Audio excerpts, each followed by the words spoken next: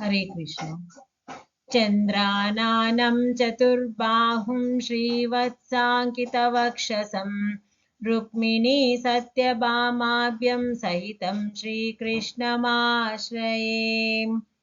ಇದರ ಅರ್ಥ, ಚಂದ್ರನಂತೆ ಕಾಂತಿಯುತ ಮುಖವಿರುವ, 4 ತೋಳುಗಳನ್ನು ಹೊಂದಿರುವ, ಎದೆಯ ಮೇಲೆ ಶ್ರೀವತ್ಸ ಲಾಂಛನವನ್ನು ಧರಿಸಿರುವ ಹಾಗೂ ರುಕ್ಮಿಣಿ ಮತ್ತು ಸತ್ಯಭಾಮೆಯರೊಂದಿಗೆ ಕೂಡಿರುವ ಶ್ರೀಕೃಷ್ಣನಿಗೆ ನಾನು ಶರಣಾಗುತ್ತೇನೆ. ಬನ್ನಿ ಶ್ಲೋಕವನ್ನು ಹೇಳುವ ನಿಧಾನವಾಗಿ.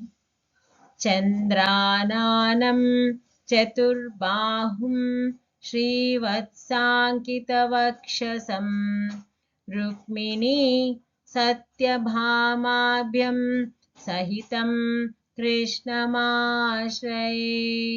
ಚಂದ್ರಾನಾನಂ ಚತುರ್ಬಾಹುಂ ಶ್ರೀವತ್ಸಾಂಕಿತವಕ್ಷಸಂ ರುಕ್ಮಿಣೀ ಸತ್ಯಭಾಮಾಭ್ಯಂ ಸಹಿತಂ ಕೃಷ್ಣಮಾಶ್ರಯೇ. ಚಂದ್ರಾನಾನಂ ಚತುರ್ಬಾಹುಂ ಶ್ರೀವತ್ಸಾಂಕಿತವಕ್ಷಸಂ ರುಕ್ಮಿಣೀ ಸತ್ಯಭಾಮಾಭ್ಯಂ ಸಹಿತಂ ಕೃಷ್ಣಮಾಶ್ರಯೇ.